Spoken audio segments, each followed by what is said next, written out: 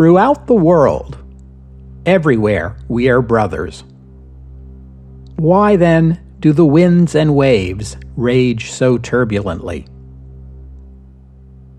Poem, composed by the Meiji Emperor. Welcome to the history of the 20th century.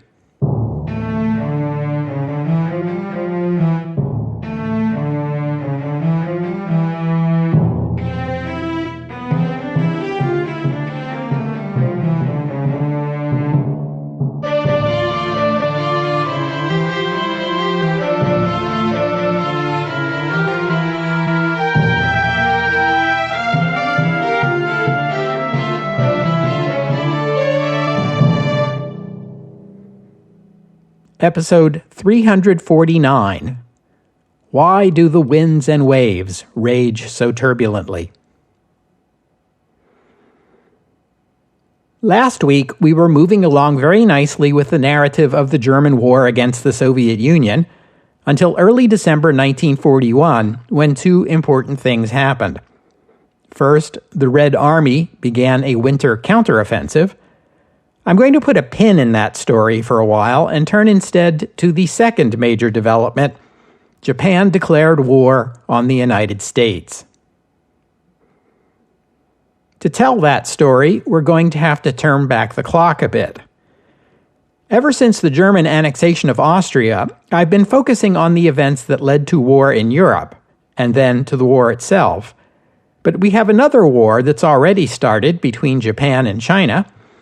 I've described that war to you up to the Japanese capture of the Chinese capital city, Nanjing, and the terrible events that followed once Japanese troops marched into the city, the Nanjing Massacre. That was 4 years ago, so I have 4 years' worth of history to get caught up to. And believe it or not, I'm going to cover it all in this one episode. Yes, I am. After the fall of Nanjing, you'll recall, the Chinese government relocated to Wuhan, a city roughly 450 kilometers to the west, deeper into the interior of China. If you remember the Boxer Uprising, you'll remember that withdrawing into the interior and taking advantage of China's size has long been the go-to move when China was attacked by invaders on the coast. The Japanese army accepted the challenge and began a long, slow advance toward Wuhan.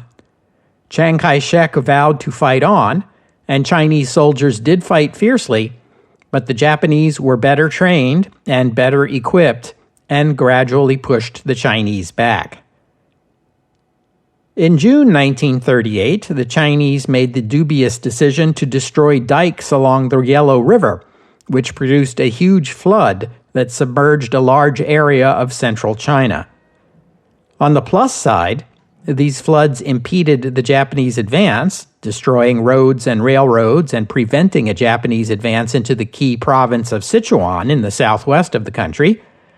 It was also a scorched earth move to flood the farmland of the region and deny it to the Japanese. On the minus side, the floods killed 500,000 Chinese and forced millions more into poverty and misery until the dikes were repaired in 1945. So, was it worth it? Seems questionable. As the Japanese army pushed deeper into China, the government in Tokyo became increasingly alarmed. The army was virtually running this war on its own and seemed to have no plan other than to keep fighting until it had all of China under its control. Was that even possible? And what would happen afterward?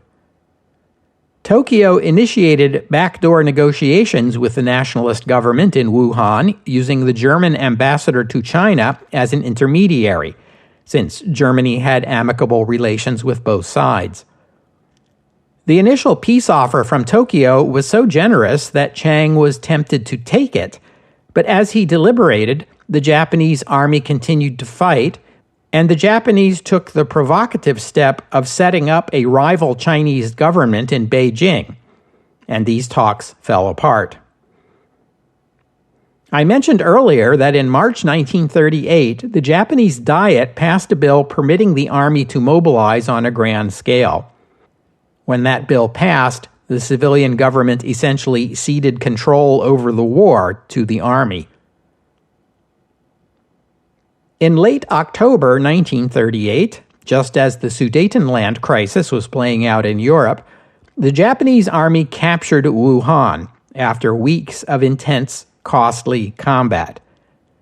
The Chinese defenders were able to withdraw from the city in good order, and the government moved farther inland to the city of Chongqing in Sichuan province, deep in the mountains of the southwest. By the end of 1938, there were 3 Chinese governments. Chiang Kai-shek's nationalist government, based in its provisional capital of Chongqing, where most government officials, university professors, and the remnants of China's industrial base established themselves. The nationalist government still held authority over about half of China's population and food production, but its tax and industrial bases were slender. Western aid to the nationalist government was virtually nil. Germany cut off its support in February 1938 after Hitler decided Japan was the more valuable ally. The Soviet Union was at this time China's most important foreign provider of military assistance, which, please note, they sent to the nationalist government, not to the communists. But Soviet aid would end in August 1939, following the signing of the German-Soviet non-aggression agreement. Wang Jingwei, a former prime minister and Chiang's longtime political rival, whose name has come up a couple of times before on this podcast, fled Chongqing for Hanoi in French Indochina, where he announced his support for peace with Japan. He survived an assassination attempt in early 1939 and moved on to Japanese-occupied Shanghai, where he began negotiating with the Japanese. In March 1940, Wang would become head of state of the Second China, the Japanese-supported reorganized national government of the Republic of China. And in that role, Wang signed a peace treaty with Japan. The Third China, the communist-controlled territory in and around the region of Yan'an, was in a situation similar to the nationalists. They ruled their people and controlled enough agricultural production to feed them, but lacked the modern weapons that would allow them to challenge the Japanese. They resorted to hit-and-run guerrilla raids. The year 1938 rolled over to 1939. From the maps, you might conclude that the Japanese offensive into China had produced impressive gains. But the reality was that Japan had spent millions of yen and lost thousands of soldiers, but final victory was nowhere in sight. And Japan had become a pariah in the Western world, especially in the United States. If you think back to the early years of the of the 20th century, you will recall the Boxer Uprising, in which Japanese and American soldiers in China fought together in a common cause, episode 15. Then there was the Russo-Japanese War, in which most Americans were sympathetic to Japan. When Japan had just about run out of money, U.S. President Theodore Roosevelt negotiated a peace agreement, the Treaty of Portsmouth, mostly favorable to the Japanese side. Nonetheless, public opinion in Japan saw the treaty as too lenient toward Russia. Anti-American riots broke out across the country, episode 35. You might mark this as the moment Japanese-American relations began to sour. A year later, in 1906, the school board in San Francisco voted to force children of Japanese ancestry out of the white schools and into the segregated schools created for Chinese students. This led to talk of war in Tokyo, episode 43. Japan fought on the Allied side during the First World War, but felt humiliated by the peace negotiations in which the American President Woodrow Wilson resisted Japan's call for an anti-racism clause in the peace agreement, episode 199. A few years later, the Americans pressed Japan to give the Chinese territories it had wrested from Germany back to China. A couple of years after that, the Americans enacted the Immigration Act of 1924, which completely banned Japanese emigration to the United States. To the Japanese, a proud people, this felt like a series of slaps in the face. Many voices were heard in Japan arguing that the Western nations in general, and the United States in particular, did not respect Japan, did not regard Japan or Japanese people as their equals, and all signs indicated they never would. When Japan occupied Manchuria and then went to war with China, American condemnation was harsh, which struck most Japanese as hypocritical. Why was there a Monroe Doctrine in the Western Hemisphere, but an open-door policy in East Asia? Why was it perfectly fine for the U.S. to intervene militarily when law and order broke down in Cuba, Panama, Mexico, Nicaragua, Haiti, or the Dominican Republic? But when Japan took action against the bandits and warlords of Manchuria and northern China, the Americans cried foul. Why was it acceptable for nations like Britain, France, and the Netherlands to seize and govern large territories in Asia, but an outrage when Japan attempted the same thing? On the other side of the Pacific Ocean, the American public found Japanese behavior just as perplexing. The Japanese could be polite and courteous to a fault 1 minute, and suddenly ruthless and bloodthirsty the next. Sometimes they behaved in a manner that seemed brave and honorable, and at other times they veered into treachery and cowardice. Americans summed up these contradictory characteristics in one word: inscrutable, a word that began as a descriptor but soon became first a cliché and then a stereotype. Westerners tend to see morality as black and white. An action is good or it is bad. Japanese-style Buddhism, Zen Buddhism, embraces contradiction as an inevitability. There are no universal truths applicable to any person in any situation. The self is nothing. Each of us is just a bubble riding on the ocean, carried one way or the other by the waves. In Japan, the right wing bitterly resented Western support for China. Political leaders who favored friendly relations with America and the other Western powers were targeted for assassination, as we have seen. There were plots to blow up the U.S. and U.K. embassies in Tokyo. Western visitors in Japan were sometimes refused hotel rooms and found themselves publicly berated. Occasionally, they were physically attacked. In Japan, the waves were carrying everyone toward war, even pro-Western politicians who either risked their lives or bowed to the inevitable. In 1938, the Japanese Kwantung Army confronted the Red Army in a border dispute between Mongolia and Manchukuo. The Japanese attempted to push the Soviets out of the disputed territory, but failed. The army evaluated that failure and attempted a larger effort to push the Soviets out of the disputed territory in 1939. I talked about this conflict a little bit in episode 316.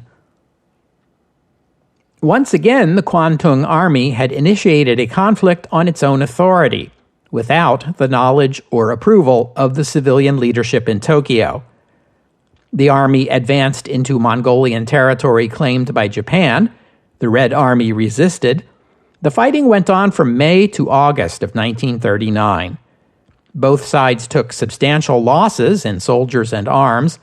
losses that the vast Soviet Union could more easily replace than much smaller Japan, which was also fighting a war against China. In August, Red Army Commander Georgy Zhukov began an offensive with heavy air support that caught the Japanese unprepared, surrounded a Japanese infantry division, and forced the Japanese to agree to an armistice. This combat is known as the Battle of Hohenzollern, and it was a serious embarrassment for the Japanese army.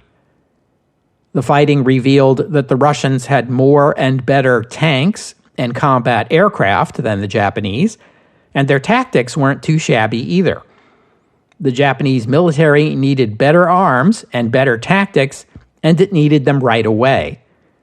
As for the Soviet Union, it was obvious Japan could not defeat the Leviathan alone. Well then, perhaps in cooperation with Germany? Then came the news, just 3 days later, that Germany and the USSR had entered into a non-aggression agreement. So much for that idea. Which would be the way forward now? The government had no answer, so the prime minister, whose name I will not trouble you with, resigned, citing, wait for it, the inscrutable situation in Europe. The year 1939 passed into 1940. The Japanese Army General Staff, frustrated by the lack of progress in China, began discussing a strategy of pulling out of China, except for a buffer region in the north to guard against nationalist or communist attacks into Manchukuo. Then came the German Western Offensive in May. France fell, and the mood in the Japanese army transformed overnight. Had not the Germans revealed to all the weaknesses of the democratic West? The very same voices that were counseling withdrawal from China a few weeks ago were now chattering with excitement about the prospects of seizing Singapore, British Malaya, French Indochina, the Dutch East Indies. These territories would provide the raw materials Japan sorely needed, especially the oil fields of the East Indies. With their homelands occupied, the French and the Dutch would be in no position to resist, and the British had bigger fish to fry. Fortunately, cooler heads prevailed, and these discussions were tabled, for now. Prince Kanoye, who had been out of power for a while, was appointed prime minister for the second time. He made 2 key cabinet appointments to 2 key ministries. The foreign ministry portfolio went to 59-year-old diplomat Matsuoka Yusuke. It was Matsuoka who had led the Japanese walkout from the League of Nations in 1933. He advocated a foreign policy hostile to the United States and friendly with Germany and Italy. To the War Ministry, the prince appointed the 55-year-old Chief of Staff of the Kwantung Army, General Tojo Hideki. Tojo was respected in the army. He was a strict disciplinarian, which was why they nicknamed him the Razor. Yes, he was a right-wing militarist, but he also had zero patience with these young zealots in the military resorting to violence to get their way. There was a chain of command, and junior officers should either respect it or be punished for their disobedience. This attitude made him popular with the civilian leadership, who by now had had their fill of those young zealots, and this was likely the reason Prince Kanoye chose him. Just 4 days after the new cabinet was seated, it unanimously approved an ambitious national agenda. This agenda began with the premise that the world had become a chaotic and dangerous place. In such a world, the key to Japanese security was a new order in Greater East Asia. Japan must unite with Manchukuo and China and take advantage of the turmoil in Europe to seize European possessions in East Asia. Japan would form a new coalition made up of Asian nations and lead it, naturally. Japan would enter into the tripartite pact with Germany and Italy and into a non-aggression treaty with the Soviet Union. As for the Americans, Japan would seek friendly relations with them too, so long as the United States did not interfere in Japan's new foreign policy. The first target of Japan's new policy was Indochina, China's link to aid from the outside world, and a land rich in rubber, tin, tungsten, coal, and rice, ruled by France, which was now under German occupation.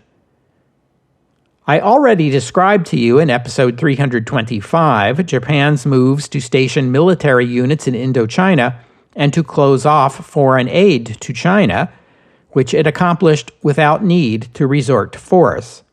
So far, so good. With French Indochina no longer available as an import route to China, that left only the Burma Road, an 1,100-kilometer-long road that linked the Chinese provincial capital of Kunming with the town of Lashio in the northeast of Burma. Lashio was connected by rail to Rangoon on the coast, allowing for a clear, if arduous, passage through which foreign aid could still reach China. In the summer of 1940, the Japanese pressured the British to close the Burma Road. The Churchill government, stunned by the defeat of France and finding itself short on allies, grudgingly agreed. They hoped this would placate Japan and secure British holdings in East Asia.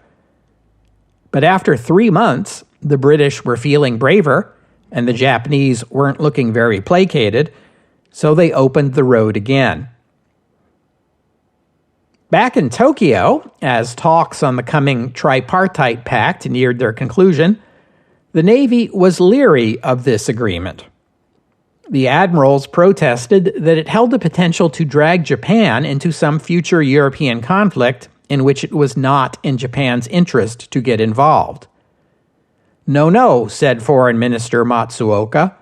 The pact would force the United States to act more prudently in its dealings with Japan, lest it face a two-front conflict on opposite sides of the world. When the Prime Minister took the pact to the Emperor for his official seal, the Emperor warned him the agreement would likely lead to war with Britain and the United States. In the US and the UK, Japan's throwing in with Germany and Italy was seen as the clinching proof that the Japanese government was no better than the brutal fascists of Europe. Ever since the Battle of Shanghai in 1938, the United States government had been stridently condemning the Japanese war against China. The Roosevelt administration called for what it described as a moral embargo. That is, it took no official action, but pressured American corporations informally not to sell exports to Japan that could support the war against China. This mostly meant aircraft parts, manufacturing equipment, and high-grade aviation gasoline with tetraethyl lead. U.S. Secretary of State Cordell Hull took note of Japanese bombings of Chinese civilians and told these U.S. corporations that their exports were encouraging this slaughter. In 1939, the United States withdrew from a 1911 commercial treaty with Japan, ending Japanese privileged status as a most favored nation. In 1940, Congress passed the Export Control Act, which gave the president broad powers to impose real legal embargoes on Japan, as opposed to mere moral ones. As soon as the act was law, the Roosevelt administration completely banned U.S. exports of aviation-related products to Japan, though it went no further than that. The administration walked a thin line, hoping to strike a balance between punishing Japan for its brutality without being provocative. At the same time, President Roosevelt ordered the U.S. Pacific Fleet to be moved from its station in San Diego to Pearl Harbor in Hawaii as a warning to the Japanese. This will have consequences. In autumn, when the Japanese moved those military units into Indochina, the Roosevelt administration responded by adding scrap metal to the embargo list. Japan was a major importer of scrap metal, and 3/4 of it came from the United States. This was a serious blow to Japanese arms manufacturing. The Japanese ambassador in Washington warned Secretary of State Hull that his government might view this move as an unfriendly act. In March 1941, Japanese Foreign Minister Matsuoka took the long ride along the Trans-Siberian Railroad, first to Berlin for talks with the Germans, then to Moscow for talks with the Soviets. In the meetings with Hitler and Ribbentrop, the Germans made their case for Japan to seize Singapore. Hitler told him such a move would help keep America out of the war because the Americans wouldn't risk sending their navy into Japanese-controlled waters. And if America did attack Japan, Hitler assured him that Germany would come to Japan's defense, pointing out, in Hitler's words, the fact that the German soldiers were obviously far superior to the Americans. Matsuoka was well aware that the Japanese Navy was already contemplating the seizure of Singapore, but he was under strict instructions not to reveal this to the Germans. His meetings with Stalin in Moscow were far more comfortable.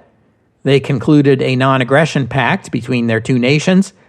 Stalin threw a huge party to celebrate and personally delivered plates of hors d'oeuvres and hugged and kissed the bemused Japanese. He offered a toast to the Japanese emperor and declared that treaties should never be broken, irrespective of ideological differences. Remember that Stalin reasoned Hitler could not possibly be planning to attack the Soviet Union because if he were, he would not have permitted the Japanese to sign this agreement. This would explain his exuberance. When the time came for the Japanese delegation to return home, a drunken Stalin followed them to the train station, where he hugged and kissed the Japanese diplomat some more. This was the occasion when Stalin turned to the German military attaché and told him how important it was that the USSR and Germany remain friends. Soon after, a most unorthodox diplomatic initiative was begun by an American Catholic bishop, James Edward Walsh, who had once served a diocese in China before the war with Japan had begun. Now he traveled to Tokyo with a peace proposal, which he presented to Ikawa Tadao, a director of the Japanese Central Agricultural and Forestry Bank. Ikawa had lived in the U.S. for several years and had married an American. The bishop presented Ikawa with a memorandum he had written proposing a basis for peaceful relations between the United States and Japan. The memorandum called for the two countries to take a joint stand against communism, U.S. recognition of a Japanese Monroe Doctrine for East Asia, withdrawal of Japanese troops from China, and U.S. diplomatic recognition of Manchukuo. The bishop assured Ikawa that he had the ear of prominent members of the Roosevelt administration and could sell them on this proposal. Japanese leaders were encouraged enough to endorse the plan. The bishop returned to America. It turned out that the prominent member of the administration he had contact with was Postmaster General Frank Walker, a devout Catholic. Walker sent the proposal to the president, who forwarded it to Cordell Hull, who was skeptical. Negotiations ensued outside the usual diplomatic channels, and a draft understanding was presented to Cordell Hull. The Japanese ambassador met with Hull to discuss it. Hull told him the U.S. would agree, provided it included terms committing Japan to respect the territorial integrity of other nations in the region and forswear the use of force. The overeager Japanese ambassador reported to Tokyo that the Americans were willing to accept the draft understanding after negotiating a few details. He did not mention that the details would involve a 180-degree change of course in Japanese foreign policy. In Tokyo, Matsuoka was concerned that any deal with the United States might be seen in Berlin as Japanese betrayal. So he sent the German government a copy of the draft understanding and asked for their views. He told the cabinet that Japan should insist the U.S. sign a non-aggression agreement that would be binding even if Japan attacked British holdings, before moving forward with the draft understanding. He sent the Americans a revised version that deleted the requirement that Japan withdraw from China and the one that called for it to renounce the use of force. Cordell Hull replied with his own preconditions. Japan would have to withdraw completely from China, including the North, and it would have to renounce the Tripartite Pact. On June 22nd, Germany invaded the Soviet Union. In Tokyo, Foreign Minister Matsuoka quickly changed his view. He met with the emperor and urged that Japan immediately follow suit. Germany would defeat the Soviet Union in a few weeks, he said, and using the Mussolini argument, noted that if Japan did not get involved in the war, Japan would get none of the spoils. After the fall of the USSR, Japan could then make its move south. The military leadership did not agree. Japan could not fight one war in the north and another in the south. It would have to choose, and the southern road offered more in potential resources than the northern road did. The military privately agreed that if the Germans captured Moscow by the end of August, then they would indeed attack the USSR in the east, but they kept that decision to themselves, and in any case, as you know, that did not happen. Berlin gave Matsuoka's position a boost by formally requesting Japanese assistance in the war against the Soviets on June 30th, 8 days into the conflict. But the military and the prime minister would not be swayed. South it must be. 2 days later, Prime Minister Konoye formally presented the Southern Plan to the emperor. Step 1 would be the occupation of French Indochina. The government hoped this could be accomplished by diplomatic means, but if not, Japan would use force. The emperor, per protocol, remained silent during the presentation, then applied the imperial seal to the document. Meanwhile, the military decided it had had enough of Matsuoka's meddling. War Minister Tojo told the prime minister they wanted Matsuoka out of the cabinet. The difficulty was that he was popular after his triumphant visits to Berlin and Moscow and his return with the non-aggression agreement. Konoye solved this problem by asking his entire cabinet to resign. He then formed a new government by reappointing every one of his ministers except Matsuoka.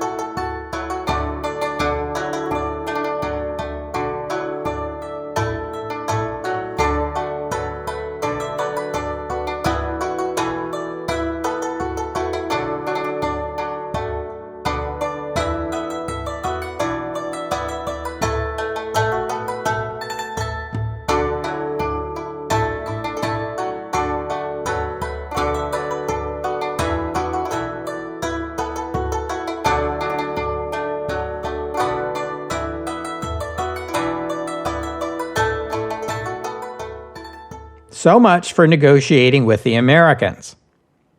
For a time, a peace agreement seemed almost in hand, although this was more the result of miscommunication than any real meeting of the minds. Then it all fell apart. To the Japanese, this was further confirmation that the Americans did not and would not respect Japan as an equal. To the Americans, this was further confirmation that the Japanese were treacherous and intent on war. And while these discussions were in progress, the Americans further turned up the pressure on Japan when the Roosevelt administration included China in its Lend-Lease policy. Most aid to China was in the form of trucks, construction equipment, and fuel, but there were also 100 American P-40 Hawk fighter aircraft and pilots to fly them. The pilots were American volunteers from the U.S. Army, Navy, and Marine Corps who were discharged from their services and immediately hired by a private contractor who paid them double what they had been making in the military. 11 of the volunteers were Chinese American. These air units spent months in Burma training.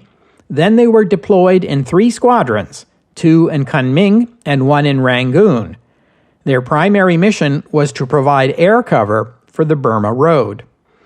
This force was formally known as the American Volunteer Group, or AVG. They painted their planes with a shark face on the front, including a prominent red mouth lined with sharp white teeth.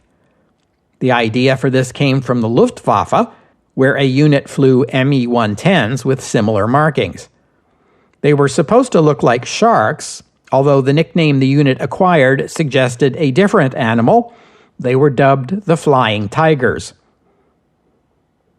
Chiang Kai-shek's wife, Madam Chiang, sometimes served as an interpreter between the Americans and the Chinese, for which she was made the honorary commander of the unit. The Flying Tigers did not get into actual combat until after the U.S. entered the war, and 6 months later, the unit was incorporated into the U.S. Army Air Force. But they racked up impressive numbers in their brief time as an independent air force, destroying 297 Japanese aircraft at the cost of 22 of their own pilots killed, missing, or captured. Back in Japan, one of the first acts of the new foreign minister, Toyoda Teijiro, was to cable the Japanese ambassador in Vichy and ask him to notify the French government that the Japanese army was going to occupy Indochina on July 24th, with or without the agreement of the French. The day before the deadline, the French government agreed to a peaceful surrender of control over the territory. The Japanese military would expand its presence throughout Indochina, including the strategic airfields at Da Nang and Bien Hoa and the naval base at Cam Ranh Bay. The exultant Japanese ambassador in Vichy sent this cable to the foreign ministry in Tokyo. The reason why the French so readily accepted the Japanese demands was that they saw how resolute was our determination and how swift our will. In short, they had no choice but to yield. What the Japanese didn't know was that the Americans had broken their diplomatic code. When a copy of this telegram fell into the hands of Cordell Hull, he read it and was outraged by the arrogance and the triumphalism, and took note of its clear implication that the Japanese regarded Indochina not as the last step, but as the first. Hull urged tough action against the Japanese. On July 26th, the administration froze all Japanese assets in the United States. The governments of Canada and Britain and the Dutch government in exile soon followed suit. General Douglas MacArthur was put in command of U.S. military forces in the Philippines, and the Americans began beefing up their defenses in the Pacific. The Roosevelt administration took an even bigger step a few days later, on August 1st, when it embargoed exports of petroleum products to Japan. Japan controlled no significant source of oil production and was reliant on the United States for over 90% of its oil imports. It was seen in the West as a shot across the bow. In Japan, as an existential threat. It was meant to restrain Japan. Instead, it strengthened the position of those who were pushing for war. The Japanese leadership apparently never considered the possibility of such a drastic response, though they should have. In the Japanese view, Japan had negotiated with the Vichy government for a peaceful occupation of Indochina, so what were the Americans so up in arms about? Japan was now surrounded by unfriendly nations: the Soviet Union, China, Britain, the Netherlands, and the United States. Japan, at the moment, had a larger navy in the region than Britain and America combined, but the naval buildup the U.S. Congress had authorized a few years back would give the U.S. naval superiority in the Pacific within another year or two. 5 days later, the Navy Chief of Staff, Admiral Nagano Osami, briefed the Emperor on the situation. The Japanese Navy's stockpile of oil would last only 2 years in peacetime, much less if Japan went to war. He noted that the Navy had always opposed the Tripartite Pact, seeing it as inevitably leading to tensions with the United States. Now there was no choice. Either submit to American demands, which would mean the extinction of the Japanese nation, or go to war against the United States. War with the U.S. was risky, he acknowledged, and could well lead to defeat. Even so, defeat in war was preferable to submitting to the eradication of Japan without a fight. If it was to be war, Japan's best chance was to take the initiative against the Americans, to strike first, strike soon, and strike hard. The Emperor had one question. Could this first strike potentially deliver a crushing victory, one such as the Navy had won at the Battle of the Tsushima Strait? Nagano replied, that would not be possible.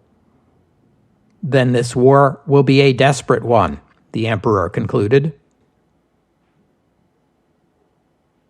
On September 6th, the cabinet met with the Emperor to discuss war. Prime Minister Konoye spoke passionately for further negotiation, but the military leaders drew a line. If negotiations with the United States could not produce an end to the oil embargo within a month, say October 10th, then it must be war. The Emperor, whose role at these meetings was usually ceremonial, took out a piece of paper and read a poem composed by his grandfather, the Meiji Emperor. It was the poem which I read to you at the top of the episode. In choosing to recite this particular poem, with its unmistakable pacifist moral, the Emperor was putting not only the weight of his authority, but that of his revered grandfather and the entire imperial dynasty on the peace side of the scale. The military commanders present could scarcely oppose the Emperor, so they sheepishly conceded that, of course, diplomacy should be the first recourse and the first priority. War could only be considered as a last resort. That evening, the Prime Minister had dinner with Joseph Grew, the United States ambassador to Japan. Such a dinner was a breach of protocol, and both of them took pains to keep it secret. Earlier, there had been some talk of a summit meeting between the American president and the Japanese prime minister in an effort to iron out their disagreements. Roosevelt had proposed Juneau in Alaska as the site of the meeting. Konoye now revived this idea with the ambassador. He suggested Honolulu in Hawaii. The ambassador forwarded a summary of this discussion to the State Department and urged that the U.S. side agree to the meeting without preconditions. Japanese pride would never permit them to make a concession before the meeting, but if the meeting were held, much might change. In Washington, the hawks in the administration, led by Secretary of War Stimson and Secretary of the Navy Knox, prevailed upon the Secretary of State not to endorse this proposed meeting. Hull was inclined to agree with them. He feared Roosevelt would give away too much, and that a summit meeting of this sort might turn into Munich Conference 2. So, in communications with the Japanese Foreign Ministry, Hull insisted on his already stated preconditions, and the summit meeting never happened. In Tokyo, the military extended their deadline for a negotiated settlement to October 15th, but Tojo reiterated the view of the army that a complete withdrawal from China as a precondition to negotiations was unacceptable. The 15th came and went with no progress and no change in either America's position or the Army's position. Konoye resigned as prime minister. Since the government had fallen because the Army refused to support it, it was felt that Tojo was the only possible choice as the new prime minister. If the Army would not support the government, then the Army must be the government. If Tojo was not satisfied with anyone else's decisions, then let Tojo take the decisions, and let Tojo take the responsibility, one might add. He accepted the position while retaining the portfolio of war minister. In the United States, the New York Times welcomed the new Japanese government and hoped the chances for a negotiated settlement had increased. Secretary of State Hull was not so enthusiastic. He dismissed Tojo as a small-bore, straight-laced, one-track mind that was rather stupid.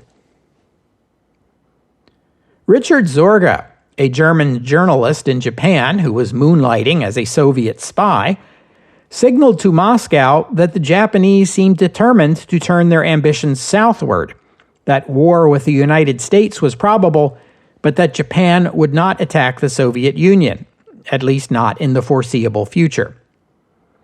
Zorga's intelligence was remarkably accurate, and no doubt contributed to Stalin's decision to shift Red Army units from the Far East to the defense of Moscow. As for Zorga, the Japanese would arrest him just a few days later. He would be imprisoned, interrogated, tortured, and eventually hanged in 1944. Chief of Naval Operations Harold Stark sent a warning to U.S. commands in the Pacific that a Japanese attack might be forthcoming. He believed the Soviet Union was the more likely target, but he noted that an attack on British or United States forces in the Western Pacific could not be ruled out, and ordered his commanders to take due precautions. The new Japanese Prime Minister met with the heads of the Army and Navy on October 23rd. Navy Chief of Staff Nagano complained that the government was hesitating while his Navy was burning 400 tons of irreplaceable oil every hour. Tojo insisted his government needed more time to study the matter. The Navy remained leery of war, but Army Chief Sugiyama Hajime was growing impatient with Tojo, a career soldier who was suddenly talking an awful lot like a civilian. They met several times between October 23rd and November 1st. Sugiyama was adamant that negotiations were going nowhere, and it was clear the Americans would never yield. Better to strike now, while Japan was strong, than wait for the Americans to build up their own military. When the question was put to him, Navy Chief Nagano agreed that if war was inevitable, the best time to begin it was right now. Sugiyama suggested early December, but also proposed that Japan continue with the negotiations right up to the outbreak of war. This would help catch the Americans off guard. It was agreed that the diplomats would be given until November 29th. If no agreement was reached by then, it would be war. In Washington, military leaders warned that the United States was not prepared for a war with Japan. They advised the president that further Japanese moves against China or Thailand or the Soviet Union could not justify the United States going to war, since that would inevitably weaken America's ability to aid in the war against Hitler, which was the more important conflict. On November 20th, Japan made its final offer to the United States. Japan would agree to withdraw its military from southern Indochina and pledge not to move against any other country for 6 months. In return, the United States would lift the oil embargo. During this cooling off period, both sides would reconsider their positions. The American response was more of the same. Japan must renounce the Tripartite Pact and withdraw from China. Only then would talks be possible. On November 25th, Roosevelt met with his military leaders. Thanks to American intercepts, he also knew that the Japanese government had set a deadline of November 29th for the negotiators. The 29th was a Saturday. Roosevelt noted that by Monday, December 1st, America might be at war. Quote, "The Japanese are notorious for attacking without warning. The question is how to maneuver them into firing the first shot without too much danger to ourselves." Roosevelt cited the example of Lincoln and Fort Sumter. Make sure the entire world knew which side was the aggressor. The military agreed that the most likely targets of the first Japanese attack would be Malaya, Singapore, or Borneo, possibly the Philippines, but they regarded that as less likely. Navy Chief Stark sent a second warning to the U.S. fleets in Hawaii and the Philippines, noting that a large number of naval task forces had left Japan. They were most likely targeting the Kra Peninsula, the Philippines, or Borneo. In Japan, on December 2nd, the cabinet and the Army and Navy chiefs met with the emperor for his approval to go to war. Prime Minister Tojo recounted the history of the failed negotiations with America. The U.S. was acting in a stubborn and disrespectful manner, he said. The only way Japan could preserve its position as a great power and hold on to the territories it had already taken was through war. War against the United States, the United Kingdom, and the Netherlands. The emperor felt he had no choice. He affixed the imperial seal to the government's war proposal. Much is about to happen, but we'll have to stop here for today. I thank you for listening, and I'd especially like to thank Timothy for his kind donation, and thank you to Sindri for becoming a patron of the podcast. Donors and patrons like Timothy and Sindri help cover the costs of making the show, which in turn keeps the podcast available free for everyone. So my thanks to them and to all of you who have pitched in and helped out. And it's that time of year again. The holidays are here, so let me just remind you that donations to and patronages of the history of the 20th century make the perfect holiday gift for me.